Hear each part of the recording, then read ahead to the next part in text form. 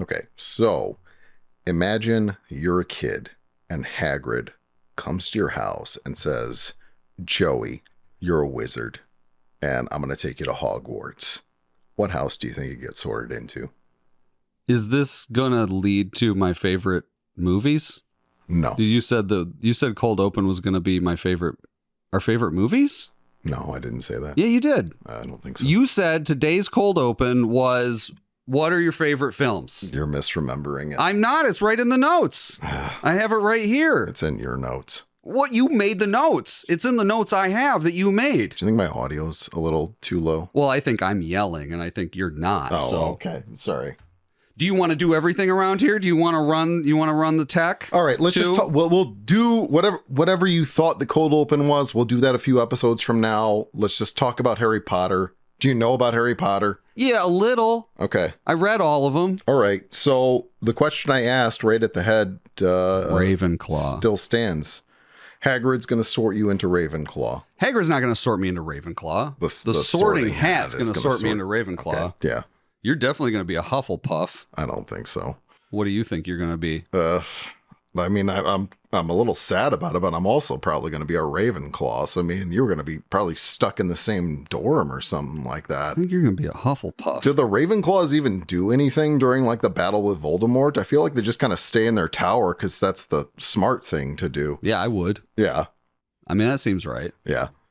Is this really what the Cold Open is going to be? Is you asking me what house in Harry Potter I'm going to be in? No, I thought we were talking about Harry Potter. I thought that's what the plan was. So what do you want to talk about Harry Potter? Okay, well, I asked you what house you're going to be sorted into. We can move on to other things if you'd like. What's your favorite Harry Potter book? What's your favorite Harry Potter film? What's your least favorite Harry Potter film? Oh, this is so boring. Just pick one or the other. This is so asinine. Ugh. Nobody wants to know that. I don't know, and I don't care. I will tell you, though, interestingly, you may not know this, Chris Columbus, director of Home Alone, he also directed the first two Harry Potter movies. Yeah. It's a fun fact. I did know that, but thanks for sharing. Maybe that's why you brought this up. I don't know. Thanks sometimes for you like preparing. Sometimes you like to tie things in. Okay, like well, how do you feel about those first two Harry Potter films? Do you like Chris Columbus's adaptation? Did you read the books at least? Yeah, I mean, I've read the books. I watched the movies. I didn't watch them recently because I didn't know this was what we're talking about. Not that I would have watched them probably anyway. Yeah.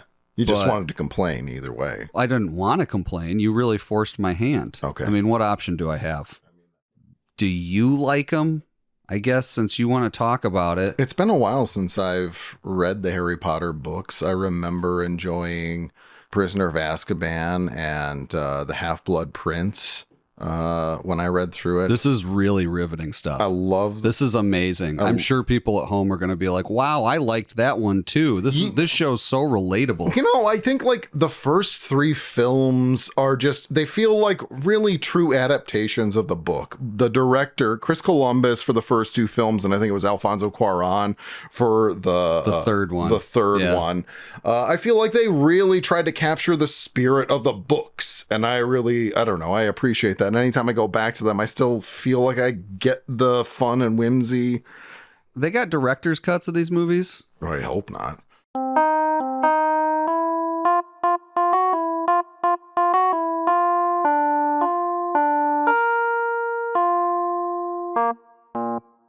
Hello, everybody.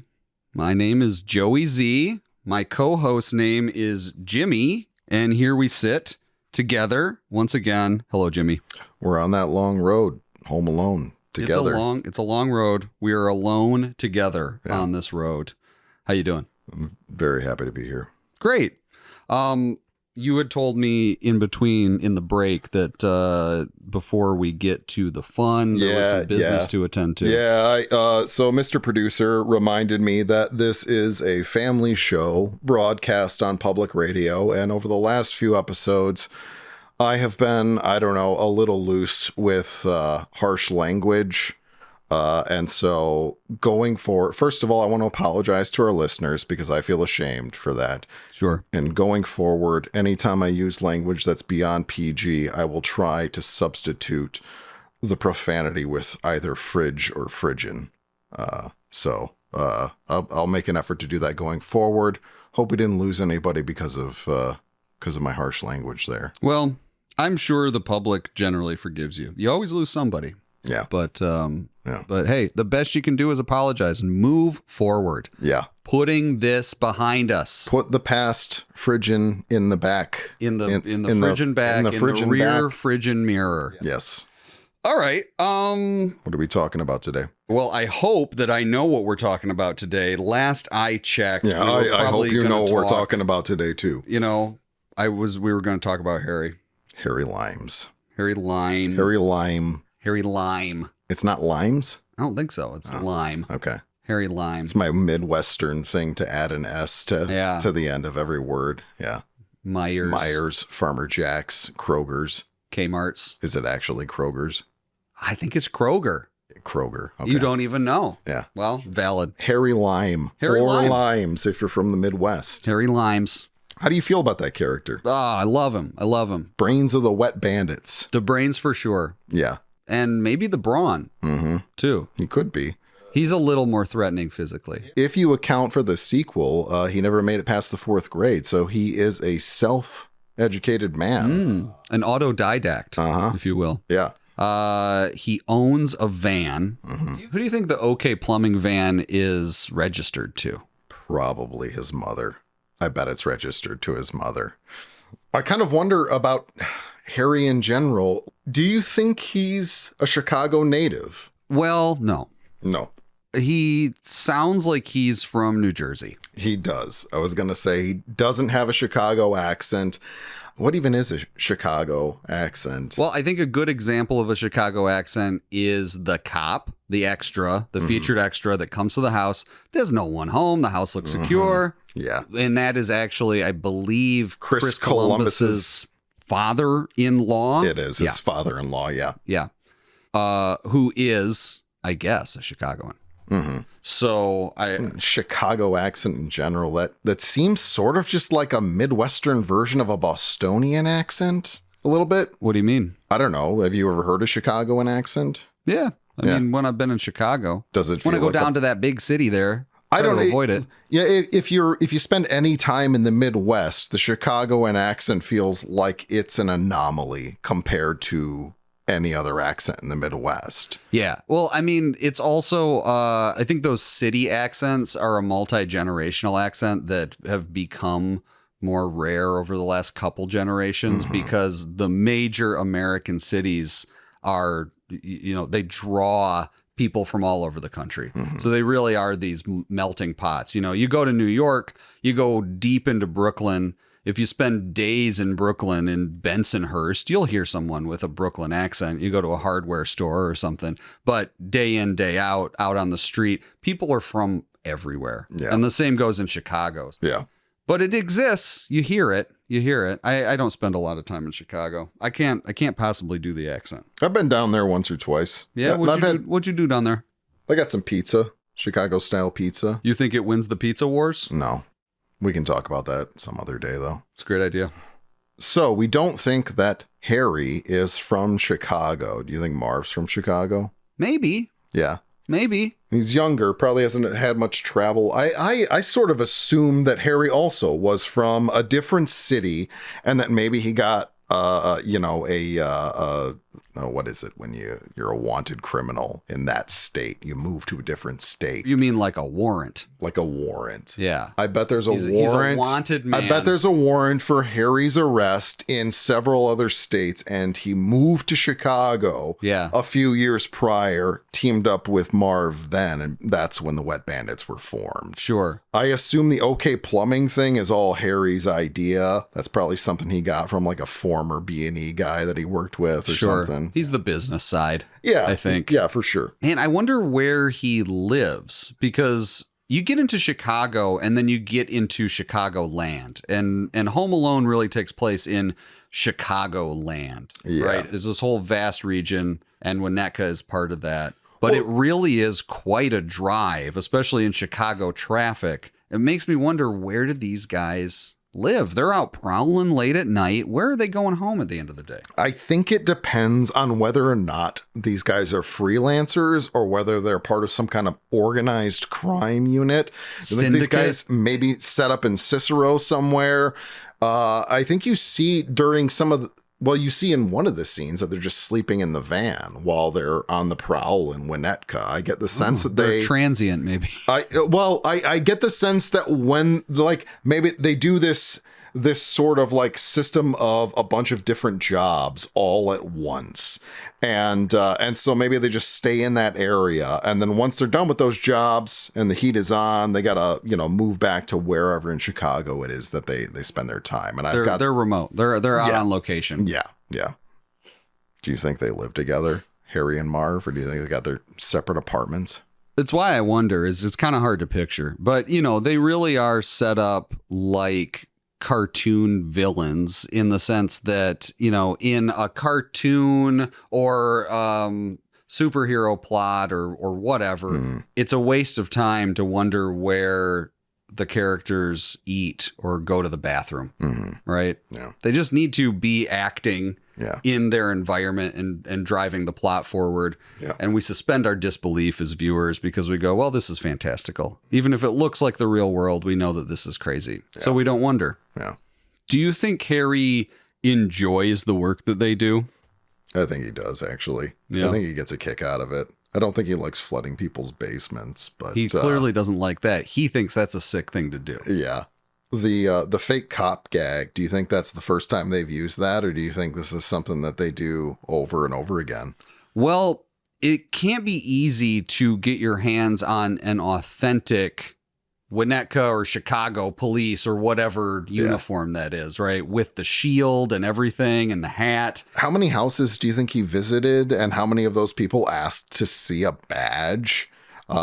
And even if they asked to see a badge, if he showed one to them, I guess he probably could have done, what Martin Lawrence did in Blue Streak, where he actually found a professional to make a badge look convincing enough that it could fool actual police officers. Sure. Maybe he did the same thing in Chicago. I mean, he did say he goes, I seen 100 kids this week. Yeah. He's been to a lot of houses. Yeah. Yeah. He's really done the rounds, and it's high risk. Yeah. To case places, I guess it's high reward as well to have been able to set foot into the front door of these houses that you're going to rob. Take a look around. Let all the family members see your face. They know you now. Exactly. I'd like a word with you, sir. Am I under arrest or something? No. It's Christmas time. There's always a lot of burglaries around the holidays. So we're just checking the neighborhood to see if everyone's taking the proper precautions, that's all. Oh, yeah, well, we have automatic timers for our lights, locks for our doors. That's about as well as anybody can do these days, right? Do you think the Wet Bandits, and Harry in particular, because I'm sure if one of them is capable of it, it's him, do you think the Wet Bandits are capable of murder? And more specifically, do you think they would go through with murdering a child named Kevin McAllister? Well, I don't think that their characters are presented in that way. Their characters aren't so vicious and evil and cruel that they give me the impression that they're ready to kill children. But I think that that's just, their characters' trajectory. It's how the stakes have been raised. Everything has gone off the rails and they've been pushed to their limits. So I think we're seeing sides of the characters that they've never seen in themselves before. I think that they're in a chaotic moment where they don't know what they're capable of doing. Well, like maybe if the Wet Bandits had broken into the McAllister's house and there hadn't been any traps, they knew Kevin was there. Maybe they would have just stolen a bunch of stuff and left Kevin tied up in the bedroom or something unharmed. Yeah, I think so. I mean, they're not, you would think that if they're murderers, it's a lot easier to just waste a kid right off the bat. But they're trying confidence tricks. I mean, they're trying to convince Kevin that they're there under false pretenses. They're saying, we know you're in there. We know you're all alone. Santa Claus, it's his elf. I don't know what they think they're going to accomplish, but nothing to me screams they're about to kill Kevin. No. I think the only thing that might lend itself towards that sort of story arc is that Kevin has seen them and he can identify them. Yeah. And I don't know what that means to a police lineup when it's coming from a kid, Right. or if they're even concerned about that. If they just convince Kevin that there's Santa Claus and the elf, then it isn't a crime, you know? Right. I do think once they've gone through all of the traps and they are just driven to complete rage, it feels like maybe they're capable of doing those things to Kevin. I don't know. Biting off his fingers in particular just seems pretty severe. It seems gross. Yeah. I feel like Harry would have gotten through one finger and then been like, this wasn't as rewarding. This wasn't nearly as rewarding as I thought it was going to be. And Marv's just listening to Kevin cry. He's like, maybe we should just leave the kid alone, Harry. Joe Pesci. How do you feel about him as an actor? I think Joe Pesci's great. Yeah. Yeah, how do you feel? I like Joe Pesci. I don't know, his Scorsese films, I feel, well, he got his Oscar for Goodfellas. Yeah. I feel like in general, he's known for his Scorsese mob type roles, like maybe not so much Raging Bull, but Goodfellas, Casino, and then in general, well, even his first role, I think he was in a film called The Death Collector. And even that was a film related to the mob.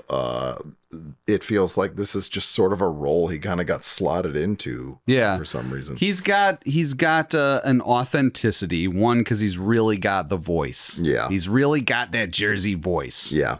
And he's really good at amping up the energy. I think there's something scary about him when he's playing a psycho or when he's playing a really twisted character. Yeah. He's small. You know, Yeah. he's diminutive. He doesn't look inherently threatening, but then you hear his voice and you hear his intonation, and then you see how angry his character gets. And there's something frightening about that. I think that you don't, it's the unexpected. Anytime I picture his past when I watch a film like Goodfellas or Casino and how violent he is, he seems like this guy who was picked on all his life because he was the small guy, he was the short guy, and he had to make a point of saying, I'm not going to let anybody kick me while I'm down. I mean, like, even in his comedic roles in My Cousin Vinny, you know, he's beating people up in there. Like he is just a guy who welcomes a fight because people are probably going to underestimate him because he's short and he can really hold his own, and he's not going to let anybody kick him down. Do you had mentioned Scorsese's films. Obviously Scorsese had a big part in creating Pesci's career. Yeah, putting him on the map. Do you have a favorite role of Pesci's in a Scorsese film? I probably like him in Goodfellas. I'm not a huge fan of Raging Bull. It's been a while since I've seen it all the way through, though, and maybe I just didn't have the patience required. He's incredibly convincing in Goodfellas. He's just way too convincing. Yeah. He's scary. Yeah. I like him a lot in Casino. I like Casino okay. I like Goodfellas better, but I think Joe Pesci in particular is also really remarkably good in Casino. He got his Oscar for Goodfellas, and apparently he hadn't expected to win, so he prepared no speech. And when he did win, he just went up there and said, basically, it's my privilege, thank you. And that's it. One of the shortest Oscar speeches ever. I think the shortest. Yeah. It's definitely up there. I love it. It's a boss move. Yeah. Is that true that he didn't think he was going to win and so he just didn't have a speech prepared? That's what I'd read anyway. Yeah. He didn't have a speech prepared, and so he just walked up there. Funny note about that too, the person who presented his Oscar trophy was Brenda Fricker. Wow. Who ends up foiling his plot against Kevin in Home Alone in the sequel. Yeah. So they met each other just a year later in a Home Alone film. Also, she plays the foster mother in Angels in the Outfield with Danny Glover, who was in Lethal Weapon movies with Joe Pesci. Yep. So everybody's in bed with each other. If you're playing your 6 Degrees game, you got Brenda Fricker and Joe Pesci all day long. You can get them right next to each other.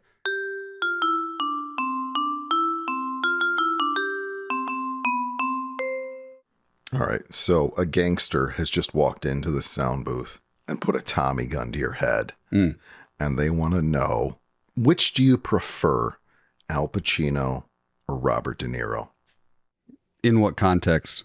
Overall acting career. Which do you prefer? If you had to say you preferred one actor over the other, which would it be? And when we're talking preference, you mean what I like or who I think is better? Who do I think is more talented? Who you personally think is more talented as an actor? In all of your cinematic history, all of your movie-going experiences, which of the two actors has provided a more profound effect on that movie-going experience? Pacino any day. All right, great. Big time. By a mile. Yeah. Yeah. What about you? It would be a little closer to me. I would probably go with Pacino, but there is a lot that I appreciate about Robert De Niro. What are some of your favorite De Niro roles?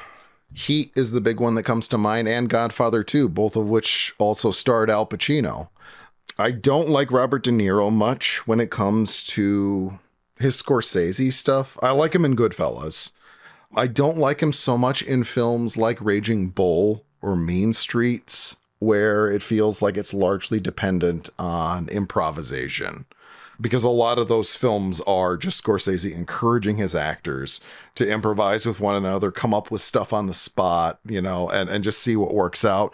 And I feel like anytime I encounter that sort of scene, I can tell it's just two actors kind of bantering back and forth. Like every once in a while you get like comedic movies where people can pull that off and it seems genuine, but it just never really does when it comes to Robert De Niro films. I prefer him in roles like Goodfellas, where it feels very scripted, or Heat, which is probably my favorite Robert De Niro film. And in that film in particular, I don't know, I have a tough time picking a favorite between Al Pacino and Robert De Niro. I mean, do you even have a favorite on that one? Before I answer that, because you made me think of a couple things there. So you say, these sort of like these less strictly scripted, we'll say, roles from a bygone era that we didn't see De Niro do a lot of throughout his career. But otherwise, what about some genre films? Do you like De Niro in like the sort of the dramas that pull at your heartstrings? A couple that come to mind are Awakenings. Yeah, that's a good example. More recently, I don't know if you saw it, but there was The Intern. How do you feel about De Niro in roles like that? I don't think so. Like I don't feel like I enjoy those kind of roles nearly as much as I do his like criminal roles, his like mobster type roles, his tough guy roles. Yeah. I feel like he has a level of screen presence, but it's, I don't know, I often have a hard time feeling sad for a Robert De Niro character. I feel that. Yeah. I think for me, I've seen Pacino in way more films just act his rear end off. Yeah. And just give some spectacular performances. I can't think of almost any De Niro performances. I mean, Taxi Driver. Easy for me to say, armchair critic over here. I'm not suggesting I could act better than De Niro, but there are just very few films, and I don't think he's a bad actor, and I rarely dislike him in a film. Yeah. I'm not anti-De Niro by any means. I just feel like there are so few instances of me going, De Niro made that movie, or I can't believe the performance De Niro gave. I never really feel that. I think De Niro made Heat. I do think it was a collaboration between Al Pacino and De Niro. And this is what I love about De Niro, and as far as his performances go, is that everything that there is to enjoy about it feels very understated. I don't like when he goes above and beyond, when he's trying to just explode, when he's trying to do what Al Pacino does very well, which is this bombastic personality that's just like consuming the entire scene. I like when De Niro is just doing like subtle, low-key conversations, because I think he sells that stuff very well, and I think he does that very well in Heat. I wonder how many... I mean, these are A-list actors. They're huge stars. They're legendary.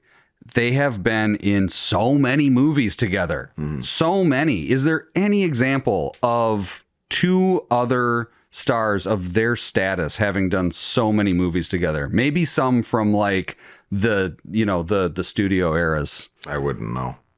I don't know anything about the studio eras. What about more modern day? The latter half of the 20th century up until now. Can you think of any other screen duo that's so prolific together? Not really. So what do you think that is? Do you think Pacino and De Niro are good friends?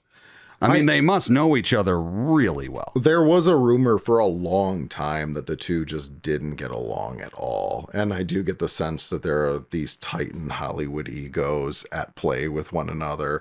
I don't get that sense from De Niro so much when I see him in interviews. He seems like he knows that he's a well-respected actor, but I don't feel like he plays the I'm a superstar card quite nearly as often as Pacino does. And if I see the two of them in interviews together, it often feels like Pacino is trying to one-up De Niro, and De Niro is just like, come on, man. We've been at this for 40, 50 years. Can we just put this back behind us? I do get the sense that they're friends, but I do think there is a friendly rivalry between the two, and I don't think that that's been put to bed. Boy, it would be incredible to imagine if they didn't like each other. Yeah, it's like, well, you know what? Put our differences aside. We're just going to be in 2,000 movies together. There was a rumor for the longest time that in Heat, you never see the two of them in a single shot together because they disliked each other so much. Pretty sure that's been well disproven, but for a long time that rumor was going on, even in the diner is that scene. True? Are they never in a two-shot in the diner Heat?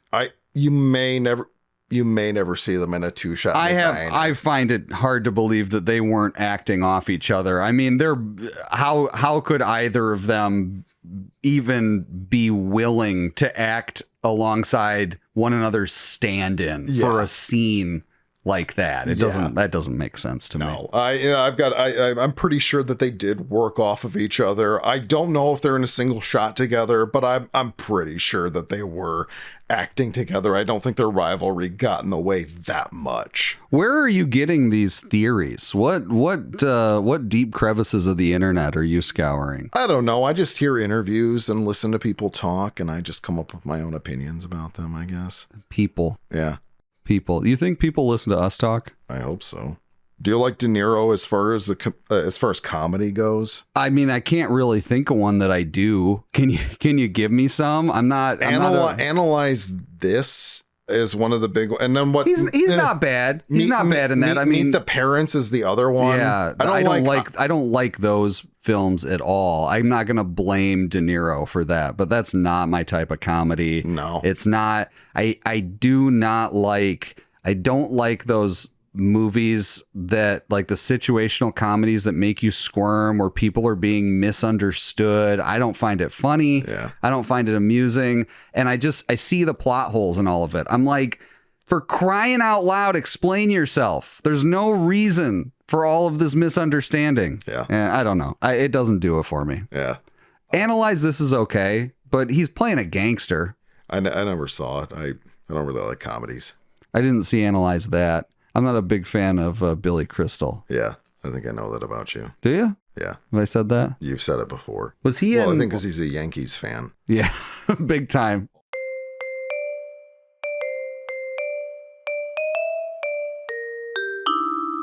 What are you gonna do to him, Harry? I'll do exactly what he did to us. And I'll burn his head with a blowtorch. And smash his face with an iron. Like I'll slap him right in the face with a paint can, maybe. Or shove a nail through his foot. First thing I'm gonna do is bite off every one of these little fingers, one at a time. So I watched 8 Heads in a Duffel Bag last night. Did you like it? No. In a word, I did not. I've never seen that one. I've always been enamored by the cover anytime I was in Blockbuster, and I'd see it in the comedy section, but I never picked it. The cover is far and away the best thing about this movie. It's 1997. Now, you'll find this interesting. It was written and directed by Tom Schulman. If that name rings a bell to you. Never heard of him. Well, it's only one of 2 films that he directed. So this was clearly an experimental foray for him into directing. He's more a writer. He wrote films such as What About Bob? Wow. Yeah. That's unfortunate. Honey, We Shrunk the Kids. That's a pretty good one. And Dead Poets Society. Wow. That's a really good one. So he's no hack when it comes to writing. Maybe just stay in the writing room. Well, including writing comedy. So this was a really fascinating watch for me because, if the listeners at home don't know this about me or you for that matter, What About Bob? Cherished comedy. Yeah, that's pretty high up there. Cherished film. I do not like comedies in general, but I enjoy What About Bob? It's terrific, and it's a great story. The dialogue is fantastic. It's really well written. It's hilarious. Mm-hmm. Written by Tom Schulman. Not solo, I will say. He's one of 3 writers credited, but he is credited as written by. Yeah. So he wrote and directed Eight Heads in a Duffel Bag. Martin Scorsese could have directed Eight Heads in a Duffel Bag. It wouldn't have fixed the script. No. Let me tell you. This is a rotten movie. It's just terrible. It's one of the classic. It's the I hesitate to call it classic. It's a staid trope where the bags get switched. So he's flying commercial airline. He sneaks this duffel bag full of heads through security. Why does he have a duffel bag full of heads? I wish I could tell you. And this is really exemplary of how terrible this movie is. It's sort of like pseudo-established that he's in the mob working for a gangster. There's some throwaway lines about this, I worked for your dad and now, I would never do you wrong sort of thing.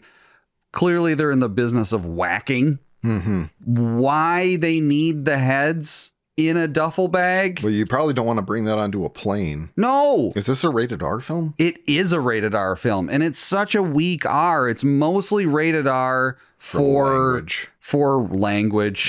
Yeah. For F words. Should have been going for the Happy Gilmore audience, and then it wouldn't have fixed it. No, I'll tell you that. I mean, they probably would have made more money off of it. It's certainly in an era, it's that 97 era where it matters, like theaters are starting to card people for rated R movies. They're being a little more strict about kids coming in.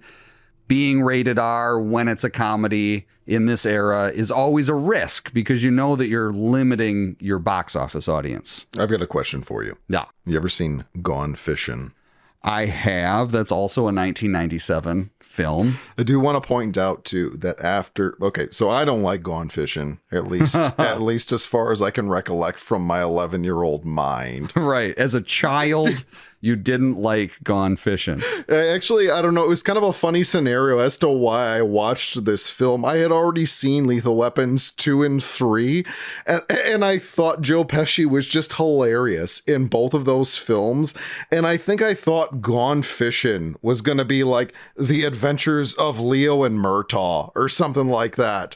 And I was sorely disappointed. That's not what it ended up being. Well, listeners at home may not know, unless we've said it on the show before, which something tells me we may have, but Gone Fishing, of course, was written by the one and only J.J. Abrams. J.J. Abrams. Didn't direct it. Director of Lost. Creator of Lost, yeah, right? Yeah.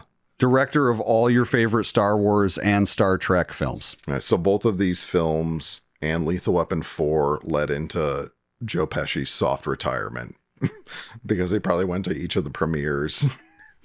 Maybe not Lethal Weapon 4. I do wonder. I doubt that Pesci went to the Eight Heads in a Duffel Bag premiere. That he couldn't care less about this movie. I'm telling you, he is bored. He is tired. He is over it. He might as well. He's either making up his lines or he's reading them off of a cue card. I mean, his body language says it all. He just looks like a limp noodle. He's got a gun in his hand for most of it, and he just looks like a puppet. He just looks like a sock puppet. He's just like blowing in the wind, sort of lazily gesturing the gun at David Spade, yeah, who is who is a side character. Did not realize David Spade was in that movie. No, well, I think the most succinct way I can describe this film is David Spade is definitely the best part of it, Ooh. which is really a cutting rebuke, I think, because this ain't coming from a David Spade fan. I'm not a huge David Spade fan either. So maybe that's where the conversation should end. All right, maybe we should move on to something that we both love related to Joe Pesci. Well, I think that would have to be My Cousin Vinny. My Cousin Vinny. How do you feel about that? Oh, it's a classic. It's an absolute classic. That's one of those movies that I can watch over and over and over again. I could watch it multiple days in a row. I won't get sick of it. It's so tight. It's so clever. It's so well written. And I will say, I have heard from individuals in the law profession that it is one of the most accurate depictions of a courtroom. Yeah. As far as like a procedural goes, Yeah. it doesn't break the rules. It doesn't make things up like Law and Order does day in and day out. It's like, no, that's really an accurate portrayal of a courtroom, and I really appreciate that. I actually haven't. The first time I saw My Cousin Vinny was only a few years ago, and I saw it then, and like even then, with no nostalgia behind it, this is a special film. This is like such a well-written film. What a perfect example of a comedy script, just so well written. Is it Fred Gwynn's last film? Do we know? I think it may be. That was like 92? 92. Or something? Yeah. Yeah. I like his character in particular. Was it Ralph Macchio's last film? Not Ralph Macchio's last film. Sorry, Ralph. I know you listen to the show. I didn't mean that. I loved the first season of Cobra Kai. I had no part in that joke, so you can still listen to half of the show at least. There is a way to do that, probably. I haven't figured that out. Oh, I have so much fun with My Cousin Vinny, though. It's just this fish out of water scenario. This guy who is in over his head, and he's doing everything he can to just figure out how to get around this situation. And Marissa Tomei is brilliant in it. I mean, the entire supporting cast is incredible. It's also an exploration of the South in a way that doesn't feel disparaging. You're taking a character from, basically the East Coast and sending them into the Deep South. Yeah. And they're just trying to acclimate. Right. It's this clash of worlds that feels equally off its footing. Yes. And it feels like over the course of Joe Pesci feels so out of place in this scenario, but over time he learns about the grits and like how grits are cooked properly. He comes to respect the culture, and in doing so, that's how he manages to win the case in the end. Spoiler alert. Brilliant. Yeah. I mean, what's the statute of limitations on this? It's been 32 years. Sorry, folks. If you haven't seen My Cousin Vinny, rewind to the point before we just said what happens. Skip our spoiler, go see that movie first, then come back here and listen then you're to the really spoiler gonna again. Appreciate it. Yeah.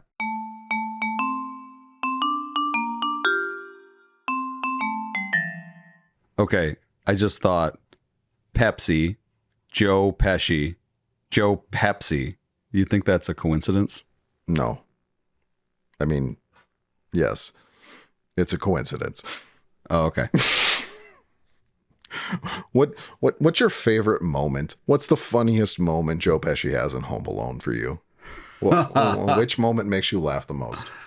Oh, which Joe Pesci moment makes me laugh the most? I can go first if you got to think about it. Sure, go for it. I'm going to say either the blowtorch scene. I love the face he's making when he's looking straight at the camera and just letting the fire blow down onto his head. That the face he makes there. Also, the crowbar scene. Him looking up at Marv. You can just see Joe Pesci. What are you doing, Marv? What are you thinking? Like, he knows what's coming, and he's just hoping that Marv is going to figure it out on his own. And yeah, the one when he takes the crowbar to the chest, it's pretty hilarious. I think that's my favorite. I really like, you see Pesci's comedic chops in that one because his emotions change so rapidly and he goes through a series of them. He's like, Marv, what are you doing? And then he gets scared and he's like, Marv.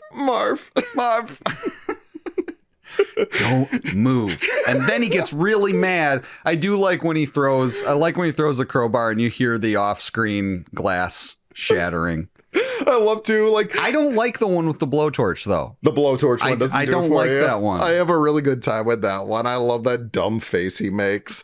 I don't know, a lot of this stuff too is just Joe Pesci making sounds after the fact, you know, when he flips back on the ice or whatever, and like, I think he's really good at doing that stuff in post. He is. It asked a lot of him in sort of like the pratfall style of comedy that I don't know that we'd ever seen from him before. Yeah. So to know that Pesci was capable of this is very insightful. I don't know, just overall, Joe Pesci seems like this well-rounded actor who's just capable of performing drama and anger and comedy.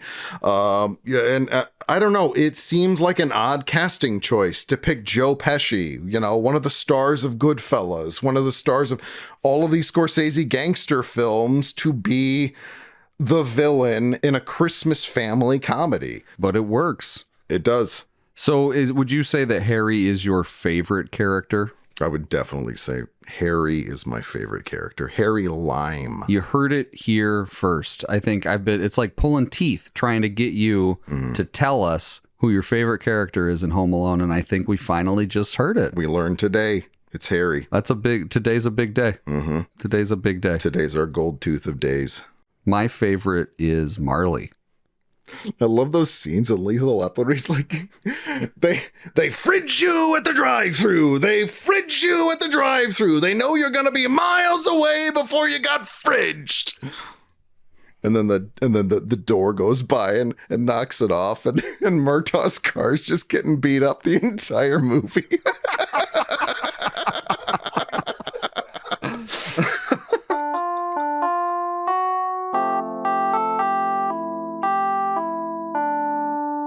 Broadcast live from our studio in Sheboygan, Wisconsin, The Long Road Home Alone is hosted by Jimmy Dantes and Joey Z, and produced by Pat Muldoon.